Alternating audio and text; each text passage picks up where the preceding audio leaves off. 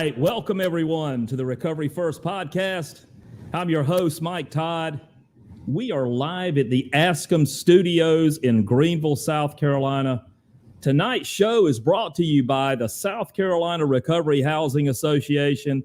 They have gotten out a little over 800 plus units of naloxone kits to housing and recovery housing statewide in South Carolina. A little bit about Freedom Recovery Center. Freedom Recovery Center and the Recovery First program is an initiative and community program in Greenville, South Carolina, supporting those who suffer from substance use disorder by providing access to treatment, recovery services, and permanent housing.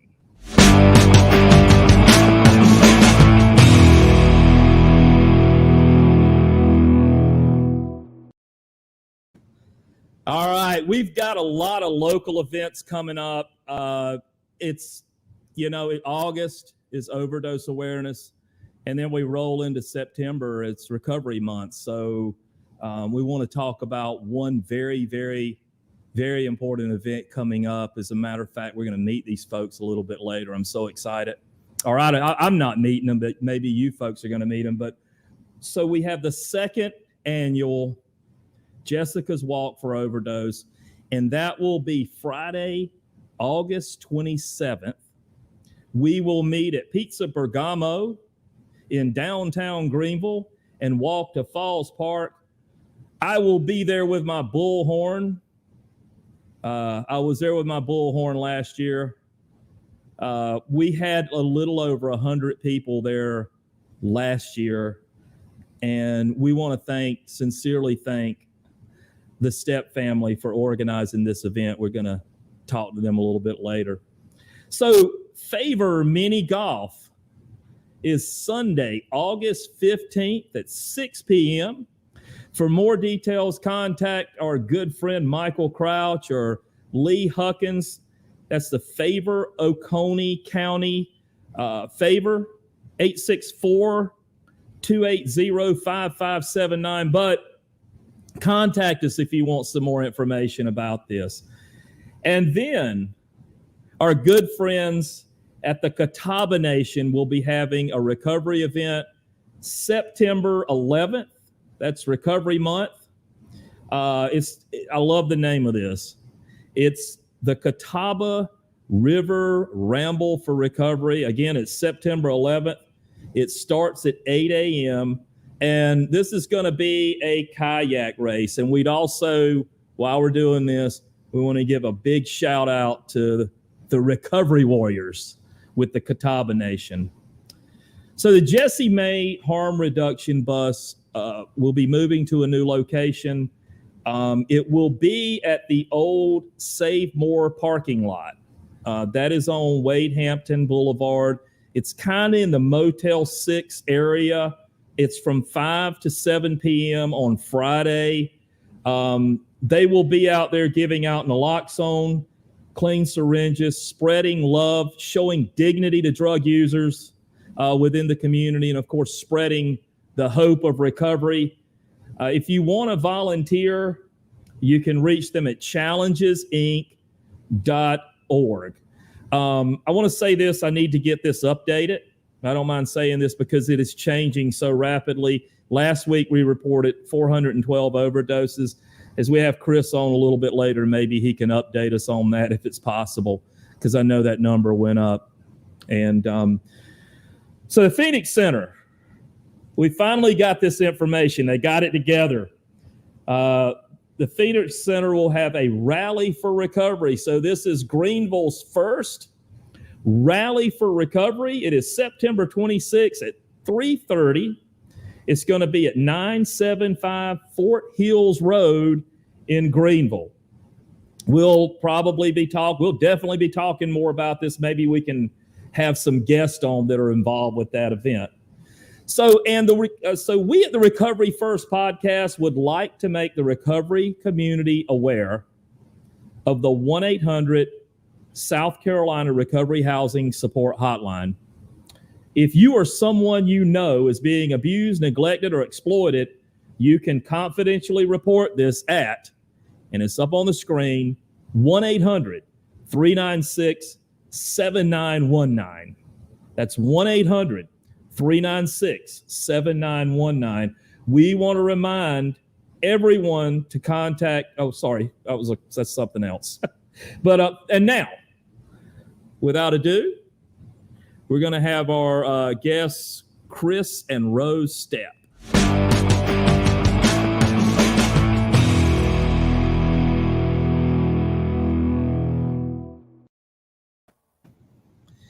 It is so good to see y'all. I don't know. Thank you so much for being on here. I'll say this. You guys mean so much to this community. And that's really what this podcast is about bringing people on that are doing amazing work. And I can't think of better people to have on the podcast. And I know this won't be your first time. So Kris and Rose Stepp. So we're going to go right into this. So let me ask you this. Can you tell us in a little bit about starting the Overdose Walk? What prompted you to do that? I know this is your second one. I know this means a lot to y'all, but how did it all come about? You want to answer or shall I? You can take this. Well, shortly after Jessica passed away, and I don't know if all families feel like this, but we kind of instantly felt like we wanted to connect with people who had been through our situation prior to her overdose. Like, we didn't even know there was an Overdose Awareness Day. So as we just started researching, we found out about Overdose Awareness Day. There were no events in our area. I think there might have been one in Lexington, but there was nothing local. So we just decided that we would do one ourselves because we were definitely interested in putting ourselves out there. And we didn't know what we wanted to do so at we that reached time. Out to that. So we reached out to you, Mike Todd, and you kind of, mentored us and got us together going with this walk, and it just snowballed from there. So and I will tell you, it was amazing. And you guys did reach out to me but really it was your courage, and it was amazing last year, having all the pictures and just the whole thing. And, I know we kind of want to make it bigger but we're still doing the same thing. We're just going to walk from Pizza Bergamo to Falls Park. But I love y'all for doing this. I can't say it enough. So yeah, Kris, are you looking forward to it? I am. I'm looking forward to it, Mike. It turned out way bigger than we had ever anticipated last year. I mean, we were thinking 30, 40 people at the most, and it ended up being 150. Yeah. And it was crazy, man. And it was amazing, just everything that happened and everything that's happened since. Yeah. You're not giving yourself enough credit, man. You walked us all the way through that thing, man. I asked you how to do all of that, and you told me so. You're just as much a part of it as we are. Man, I love starting things. I like just stand there until it's kind of like I just hold a place until somebody greater comes along. And y'all have just run with this thing. And I saw the pictures down there, and I'll be back with my bullhorn. It's amazing. And I think it'll grow this year. How many? I can't remember. I haven't looked at it, but I think we've already got over 100 people signed up to come this year. Yes, right at 100 so far. We're a month out. Yeah, and Renee counted close to 150 last year, so looking forward to it. So, and here's another one. And I think this is going to be fun to talk about. I know it's going to be fun for me to talk about. How did y'all get into harm reduction? I mean, I see the picture of Jessie May back there. but you know what, like how did you get into that? I Kris, if you can kind of, or both of you. Well, I'll answer that one. I mean, like before the overdose awareness walk, like I didn't know a whole lot about harm reduction. I didn't research it. I had heard people, talk about Narcan and stuff, but I didn't pay any attention to it. And then at the walk, like I met Mark Burroughs. Yeah. And I saw what he was doing and kind of asked him some questions and just started dabbling in it, he'd give me a couple of boxes of syringes and some naloxone kits, and I'd ride around trying to give them out. And like in doing that, man, like within the first week of doing that, I pulled up on this kid inside a dumpster that told me he was hunting a rig so he could shoot dope.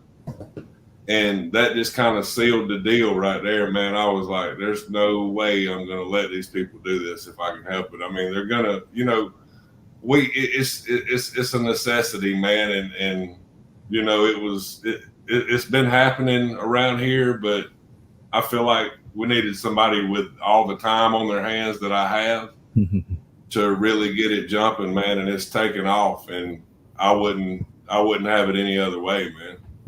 Yeah, I mean, and we can talk about Mark Burroughs. He's one of my favorite people in the world, and I'm going to ask you about him. I know you put him in the questions. I know he's your favorite person. Always, and I remember like Mark started doing this out of the trunk of his car.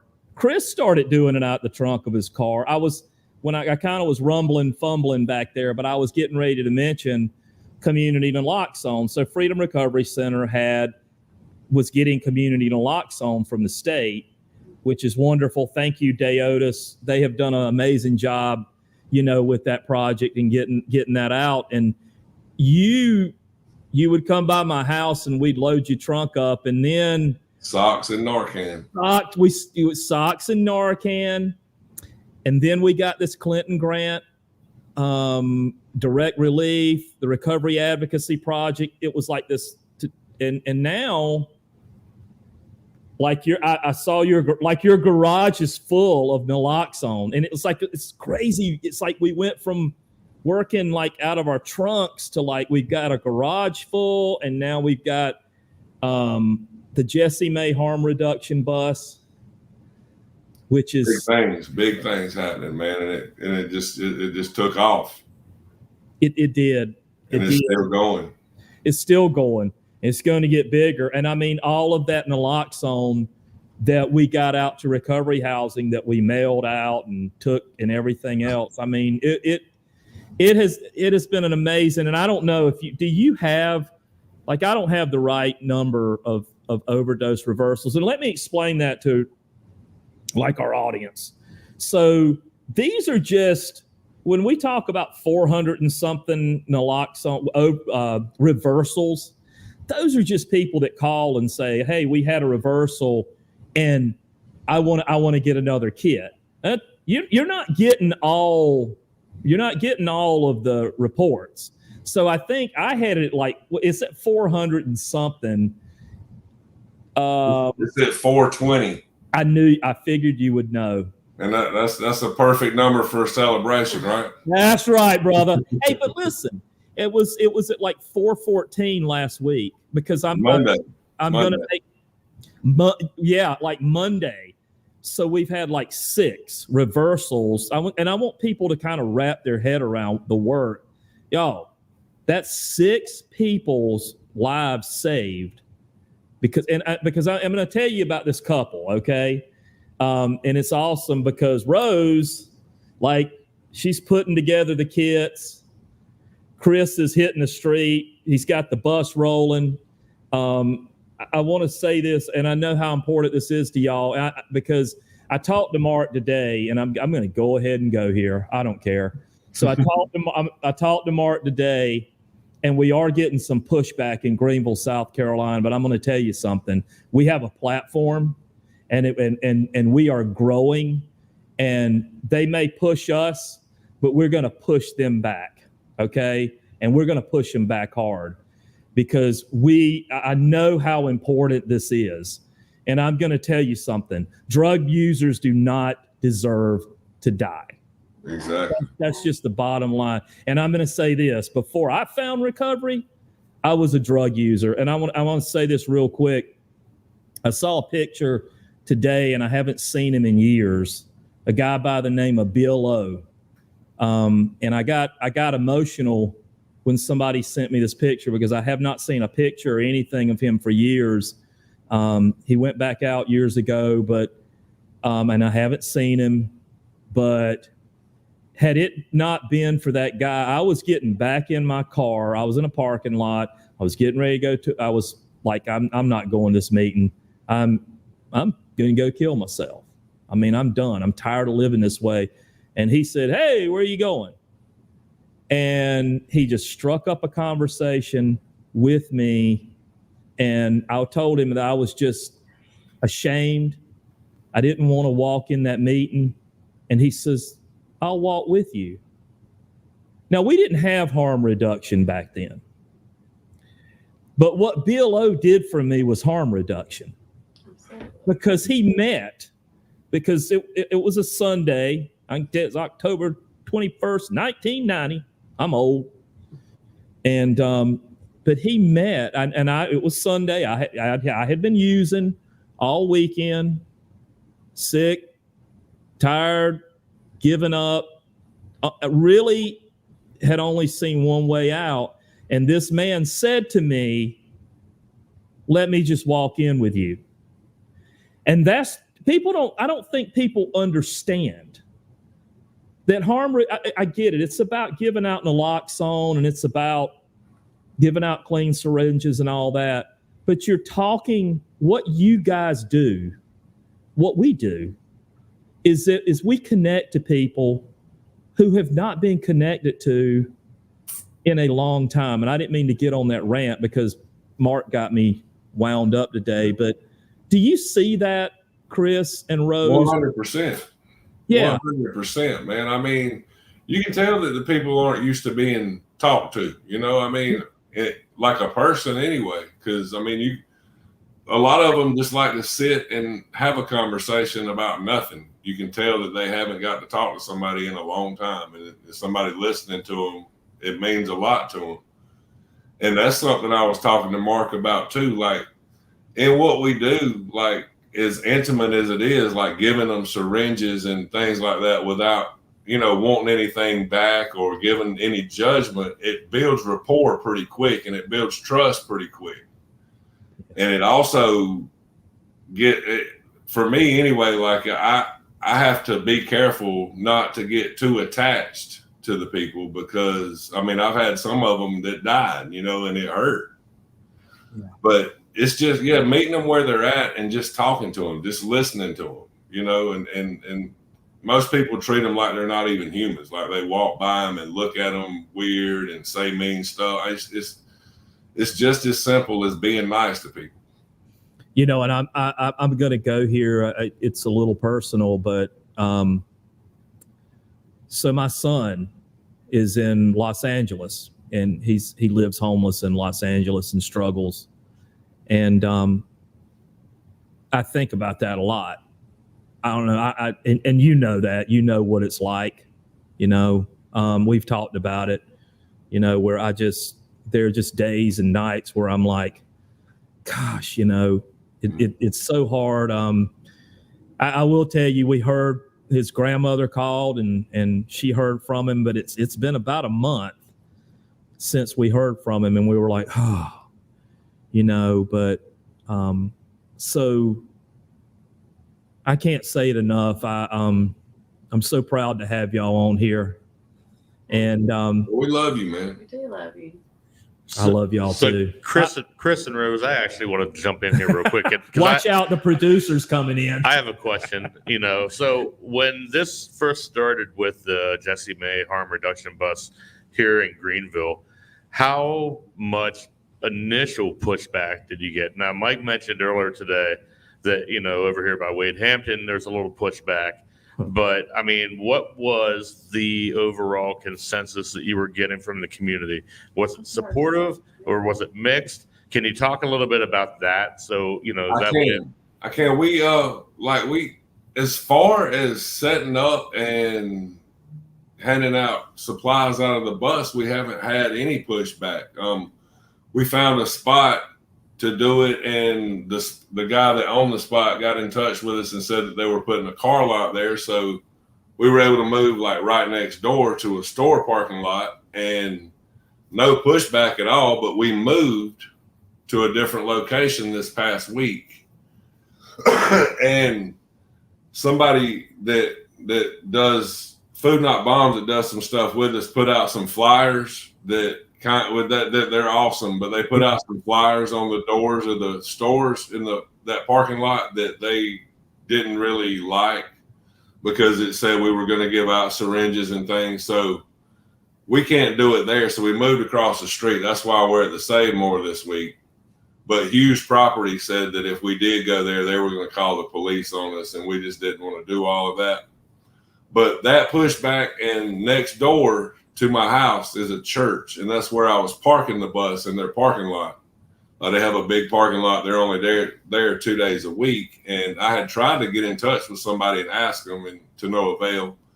And then last week I got a voicemail from the pastor of the church that basically said, I think you guys do like give out clean needles to people that use drugs and blah, blah, blah. And if that is what you do, we don't want your bus in our parking lot, basically. So, I mean, just that kind of pushback, but just those 2 episodes really with the bus.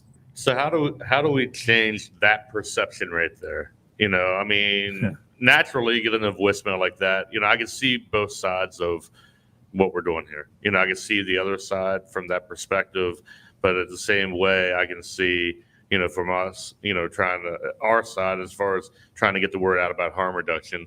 So how do you navigate that? What's the delicate tightrope walking that you do there? Todd, I wish I knew.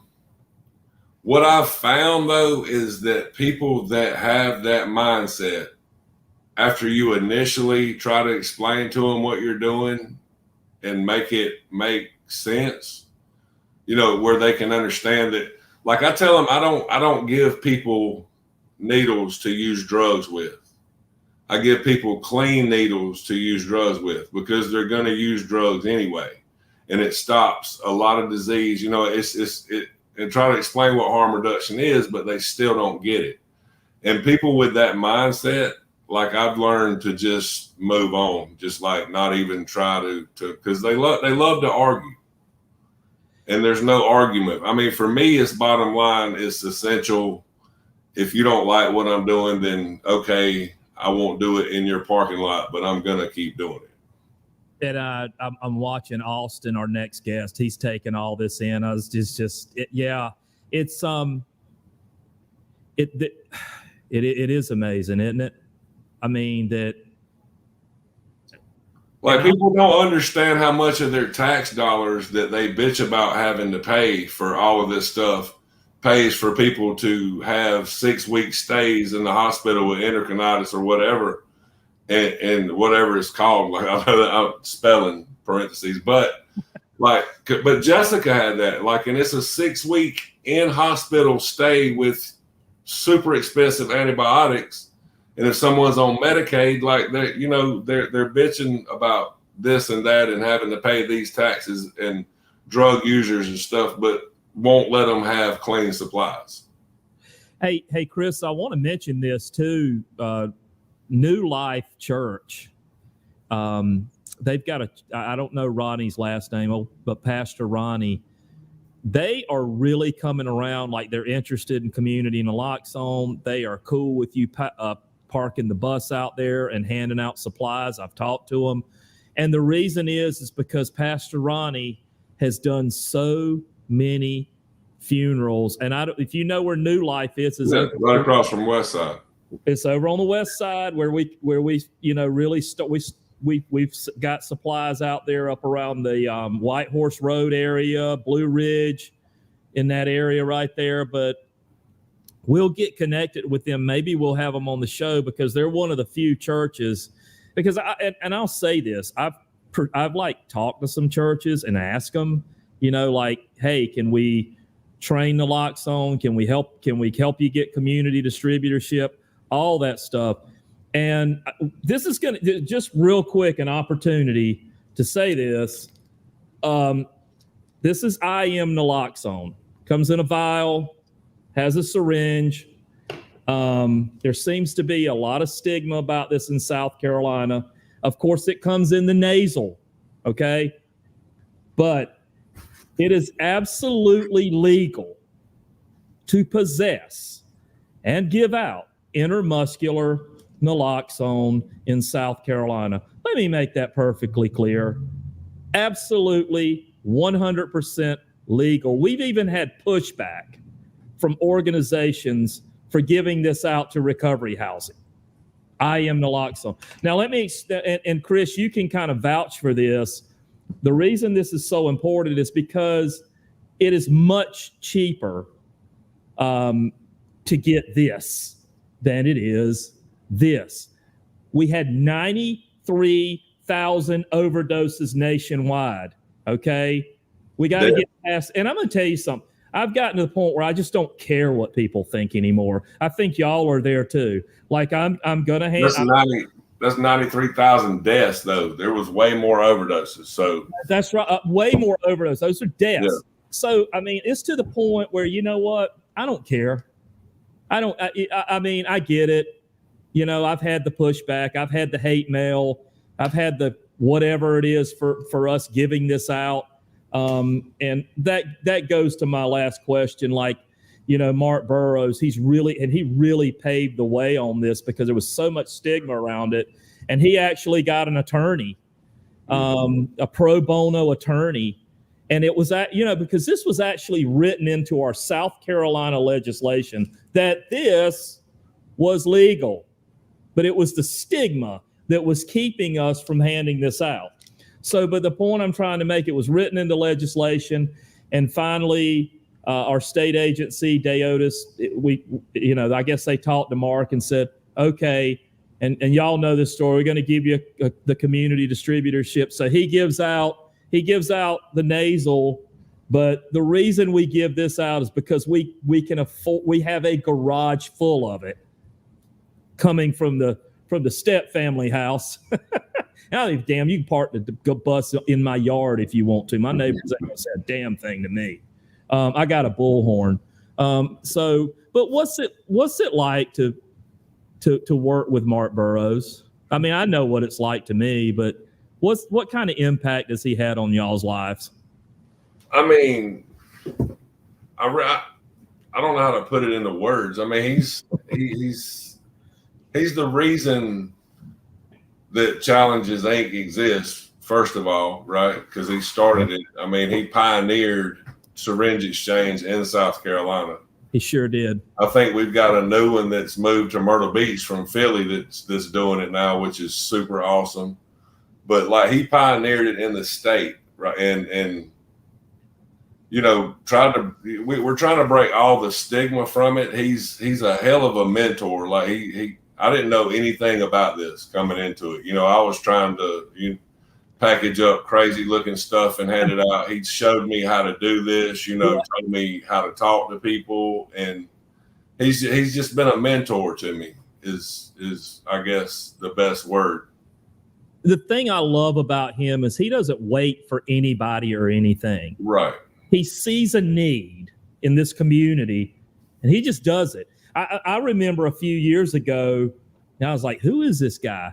He would just, out of the trunk of his car, just wherever, set up a table. He would nail these IM naloxone kits. And even back then, I was like, oh, what is that? It's got needles, and all that stuff. I didn't understand. I think that's what it is. A lot of people don't understand. But he would nail these to like trees. Mm-hmm. He was just, he is an amazing person, and he's a good friend of mine, and I was an old school recovery, like I didn't understand this stuff, and he and people like Mark Burrows and people like Nate Tate and people like Rich Jones. Really, like, I never thought that I would be working with like medically assisted treatment and have naloxone in our program. But it's just like now I've become like this huge proponent or whatever. I mean, but yeah, yeah. Oh, absolutely, man. You know, and I think what really changed me was like one night I was just holding this crying mom who had lost a child, and she was so full of grief that she didn't even look like a human being. I mean, I don't mean that in a bad way. She's like, and the grief was coming from a depth that I can't even explain. And something clicked in me. I mean, something was happening to me anyway, but something clicked in me, and I was like, I don't care anymore. I'm gonna work to keep people alive, right? So, listen, I love y'all. This ain't gonna be the last time the Stepps are on here. Y'all are doing y'all are doing amazing work, and that's what we want to do with this podcast is like, you know, just let people know how much we appreciate them. And just real quick, Kris and Rose, before we go here with you guys, can you tell everybody again how they can find out about the walk with Jessica's walk for overdose awareness? Yeah, we have a Facebook page for the walk. It's called Jessica's Walk for Overdose Awareness, and you can follow it, and then the events on there. And I was corrected. The graphic that I had running up earlier today says 3:00. That time is actually wrong. So for those that are interested, for those that are watching, you can, or listening to the replay, you can go to Jessica's Walk for Overdose Awareness on Facebook. That'll have the correct time as well as the address. And, so I just wanted to apologize. I looked at another event online that had it, and it had it listed for 3:00. So that was no apologies needed. It was hard to make the event. That was she messed up and put 3:30 the first time, and she had a hard time changing the time. Like Facebook's not really friendly with changing times, I guess. But it's at 6:30 on the 27th. And bring a picture if you have lost a loved one to carry with you. And then we'll hold a little vigil at the end. A family that we met at the walk last year is going to talk a little bit about the loved one that they lost. And I'll have the bus part down at the end. The bus will be there. I don't care what time I got to go get a parking spot and how many tickets they put on it. I'm going to have the bus part down there. I'll be there. My wife and I'll be there carrying a picture of a dear friend of mine, Austin Heath. And I see the picture of Jessie May back there. And that's the one we carried in the walk last year. That's the one. And man, we think about her spirit is in this, man. Like definitely when the dogs are barking in the background, which is cool. I mean, it's like, she is such a big part of this. And we love y'all. And thank you for being warriors. Thank y'all for having us, man. Hey, this won't be. We're gonna get Mark Burrows on next week. We're gonna talk about this pushback for the bus, because that bus. I'm gonna tell you something. That bus is gonna roll in Greenville, South Carolina. It is, and be sure to ask Mark Burrows what it's like working with me. Oh man, I love y'all, and we will be seeing y'all. I'll see y'all tomorrow at the Save More parking lot. We're gonna do a little remote out there. All right. Sounds good. All right. See you guys. Bye.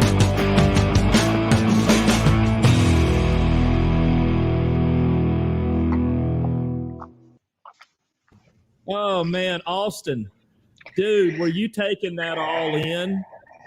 Yeah, that's pretty crazy, man. I mean, there's a lot that I want to say to Rose and Kris, but I mean, it unfortunately isn't all that like unfamiliar what I'm hearing. You know what I mean? like, but y'all don't get that stuff. And I guess I was going to tell you, I kind of going by the little script here I got, but I'm kind of going off of it a little bit. But do y'all go through that very much in Florida, or is it like, I would think it's more accepted? I mean, I don't know, man. I mean, is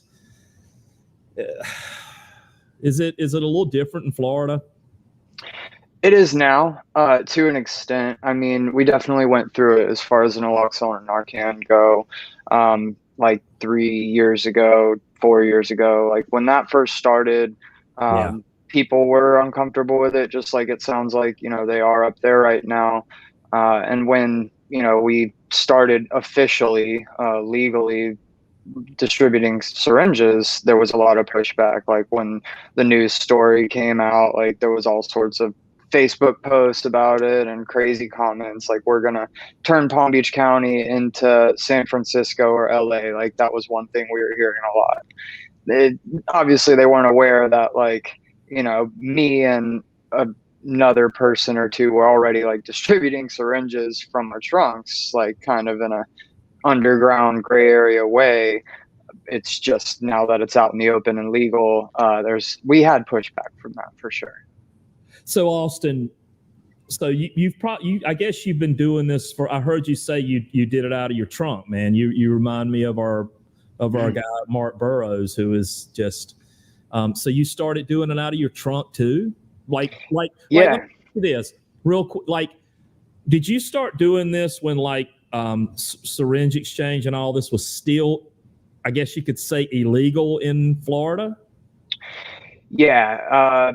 Nice. Pretty much. It wasn't like there wasn't a legal like statute for it. There was one syringe exchange that was a pilot program in Miami, the IDEA Exchange, some Infectious Disease Eradication Act, and they were operating with Miami University basically as like a study.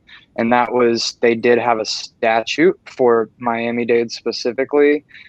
Pretty much what we did, like me and a buddy or two went down there, got cards, membership IDs that technically gave us permission to have clean syringes and syringes with like drug residue, but in Miami-Dade County. So it was kind of a gray area. Cops, we had some run-ins here and there, but it never really went anywhere. So it wasn't fully illegal, but it definitely wasn't legal. So it sounds like South Carolina is where Florida was about 4 years ago. So that, like, my next question, and forgive me because I don't know a lot about legislation in Florida. South Carolina, we do not have syringe exchange. We are trying to figure out as advocates how to get that through legislation, but it's going to be tough. South Carolina is a very conservative state. You're hearing that this is a very conservative area here. When they pulled that bus in where they did, I was like, oh gosh. I kind of saw it coming, but I'm like, you know what? Maybe it needs to come. So there is legal syringe exchange in Florida. Can you kind of tell us how that happened and what goes on with that? Yeah. So it's 2020. So 2019, the summer of 2019 is when that legislation finally passed through. It was supposed to in 2018, and it was actually the sheriff's union in Florida that basically kind of did it in that year. But the legislation is still pretty strict and stringent. There's a lot of red tape. There haven't been many official exchanges that have been able to start from it yet, like as a licensed agency.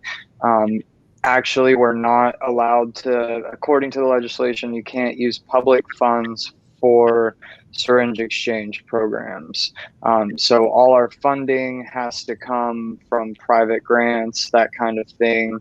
Yeah, it's, from what I understand, in most states, and Florida is one of them, if you have a program and you call it harm reduction, you can't even get that program insured. So just because it's called a harm reduction program. So we've had to be creative with names, like the program I'm running beside Flash, like there's Flash, the Florida Access to Syringe and Health Services. And then there's the RAD program, which is Resilience Against Drug Deaths. These are both like harm reduction programs, but we have to call them something else just to be able to be insured. Obviously, there's been like federal grants for harm reduction programs recently, but when some of those grants or most of those grants are funneled down through the state, that money can't be used for syringe exchange specifically or syringe access programs. Okay, can use it for other things, but not that. So walk me through. Okay, so it's legal, but you're like, here we have a state agency that but Florida is not funding this. It's kind of like, hey, we're going to let you do this, but go find your own money. Is that what you're telling me?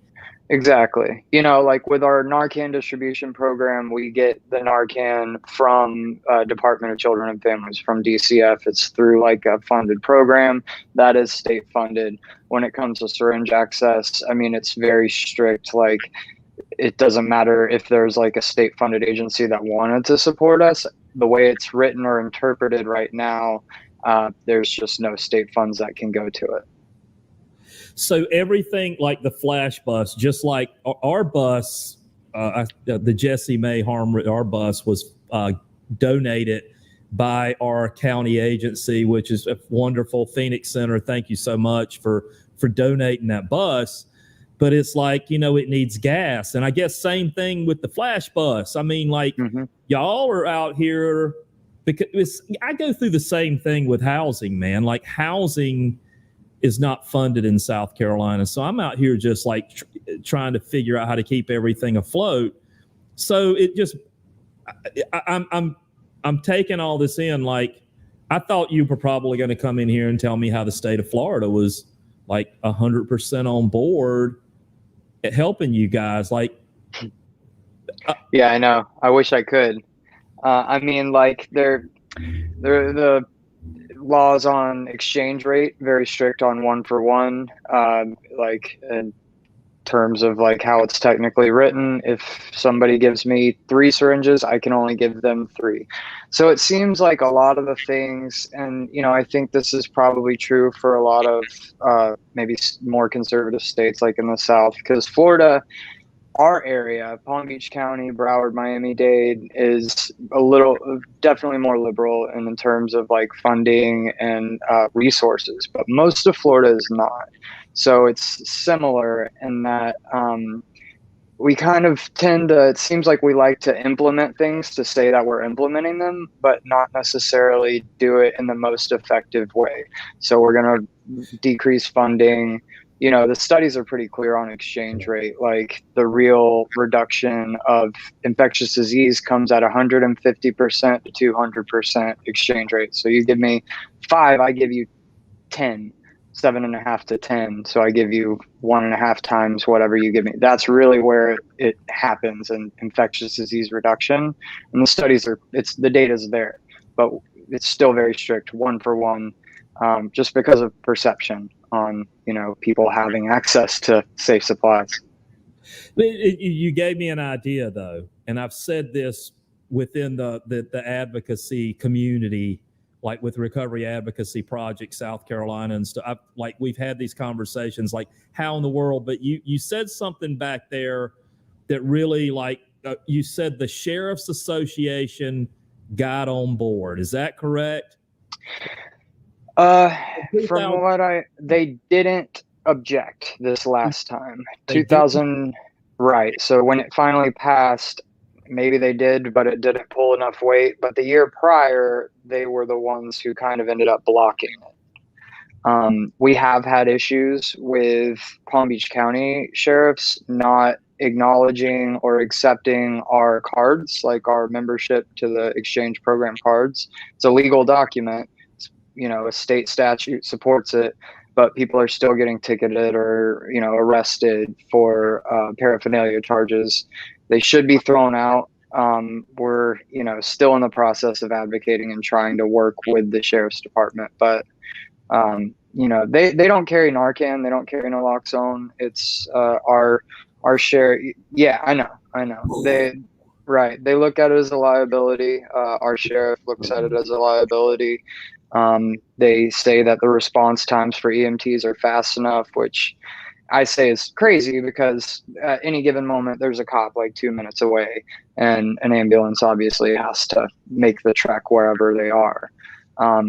So we've had issues, but it's a process of continuing to work with them and trying to get them on board. So, Austin. Actually, and I'm sorry, I have to jump in because that actually made me, I have a question. Oh, cool. So, seeing how the officers don't carry Narcan, look, that's mind blowing, number one. But, given, like, where are you guys at statewide as far as like overdoses, and how many of those overdoses would be curbed if the proper authorities had access to either naloxone or Narcan? Oh man, I mean, we definitely have our fair share of overdoses. To be honest, from the data that I get on a regular basis, it sounds like you guys kind of have up there a little bit worse of an overdose situation right now. At least in terms of like overdose deaths. I couldn't tell you like current year statistics right now for Florida, but it probably wouldn't take long. But I mean, just in y'all's like very, I don't know how big the town is. Obviously, Greenville is a bigger city, but it sounds like you guys have more overdoses occurring right now than we do, at least in Palm Beach County. We do, and I'll go ahead. I just heard this in a meeting today that I was in, that we hit number 5 in the nation. I haven't. I need to verify that. I think it's pretty verifiable. It's was the day that we had hit number 5 in the nation, and that's what's kind of really, that's what's disappointing. It's like, from my understanding, like we could actually get, if we pass syringe exchange right now, and I'll tell you why, Austin, because South Carolina is falling. I mean, they're falling behind in HIV big time. And even it's kind of like, my understanding is we could like get federal funding, but we have to pass a syringe exchange law.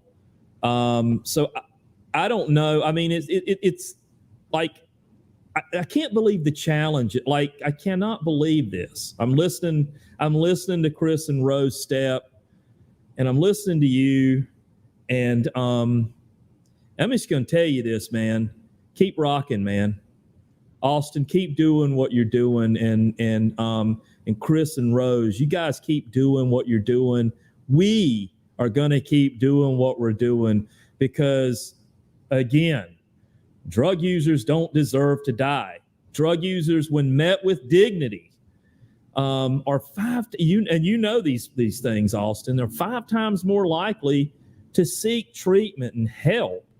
And so I just want to thank you so much for what you do. I just wanted to throw something. Here comes the producer. Sorry, it's all right, man. So how has the community received the program? I think better now. Like I said, like those Facebook posts when it first came out were pretty. It was obvious that a lot of people had a lot of issues with it and a lack of understanding. I tried to take some time as much as I could to try to talk to some people. Like Kris was saying, some people there's just no talking to. I've really found the best approach is to, if they're willing to listen, is to just provide facts, like that 5 times more likely statistic. And a lot of very kind of bureaucratically minded people maybe focused on the money aspect. And I heard Kris talking about, money being saved. There was a study, I believe it was like out of Vancouver. The money spent on the syringe access program there when they implemented it, far less money was spent on that than the money that they spent treating hepatitis C in previous years. So the money they saved on hepatitis C alone, not endocarditis or HIV, just the money saved on hepatitis C alone saved more than what was spent to implement that program. And a lot of times that's all people care about is the money that's being spent,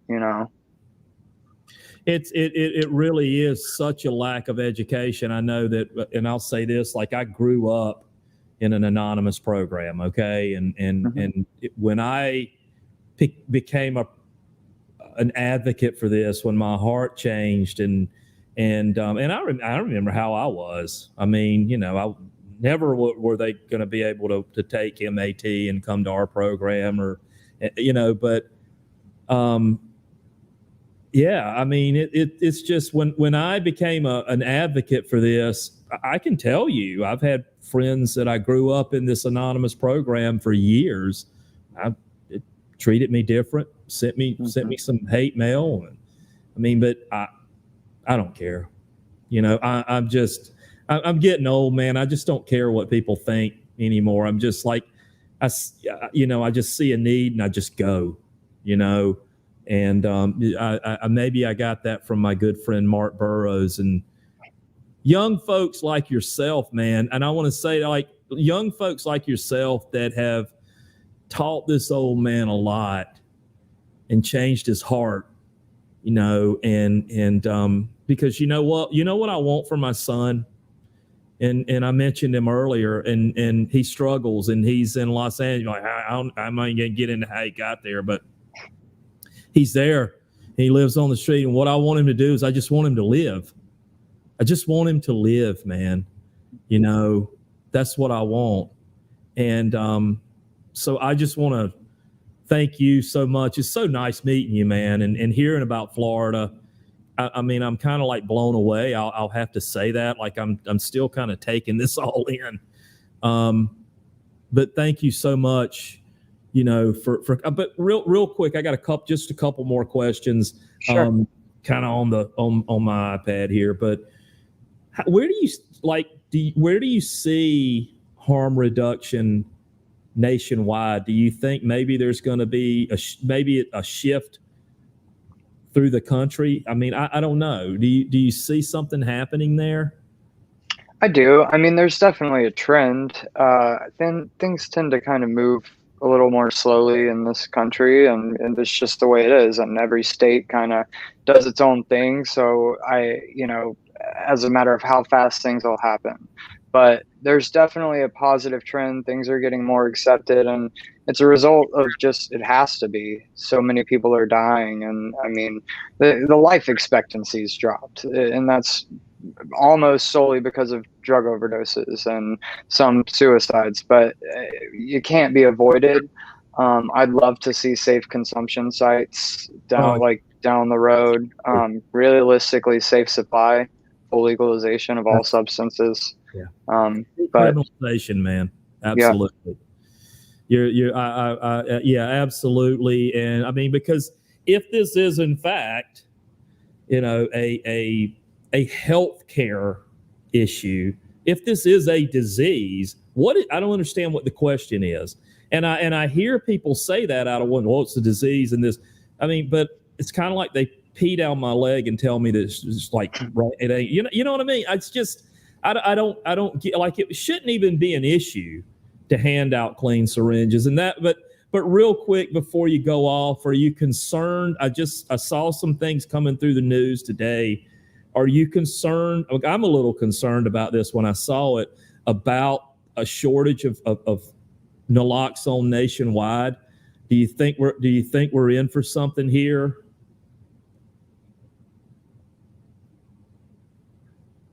I don't know if Austin can hear me. I think we may have lost Austin there. Yeah, that's okay. So, well, what I was asking Austin, real quick, and he just kind of froze up. Technical difficulties, they happen in live podcast shows. First of all, hey Austin, can you hear me again, man? We just lost you for just a second. Yeah, sorry about that. My internet kind of crapped out, but I'm on a hotspot now. Right. Yeah, cool. So, are you concerned? I'll say this before we kind of roll. Are you concerned about the shortage of naloxone nationwide? Have you heard anything? Is this kind of new? I just heard about it today. Yeah, I definitely am. I mean, we've had some issues getting our supply, at least anywhere near as fast as we typically do.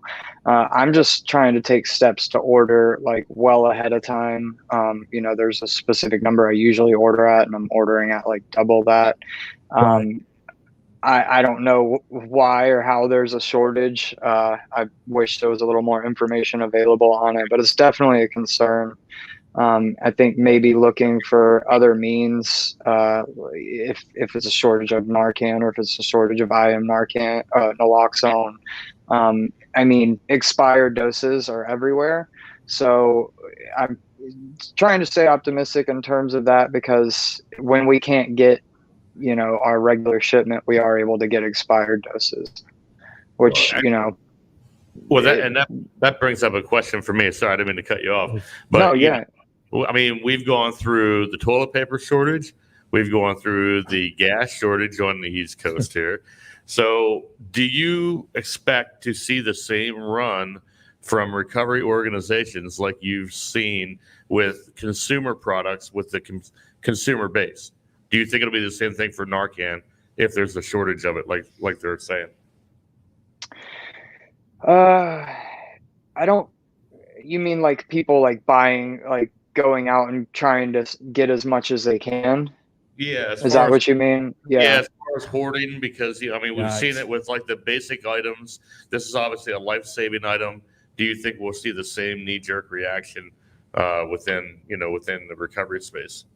Right. Oh man, I haven't even thought about that, to be honest. And now that you say that, like maybe I kind of have myself. I mean, I haven't ordered more than I would, but just trying to kind of speed along the process. But that's definitely a possibility, and that's just kind of how it happens and creates more shortages, right? So maybe a good solution would just be to really encourage like the distribution of expired Narcan or naloxone, especially if, it's to people that tend to use it rather quickly. So, and real quick, do y'all mainly hand out IM? You guys probably don't get a lot of, like here we have a community distributorship through DAODAS, which is the Department of Alcohol and Other Drug Abuse Services. And they do like sponsor nonprofits and provide funding for us to get, the nasal, but you guys mainly hand out IM, right? No, other way. We used to get IM, but now like the DCF grant and all of that, it's specifically Narcan, the nasal spray. Yeah. Cool. So we pretty much solely get that. Gotcha. Well, man, Todd, you got anything? Austin, thank you so much.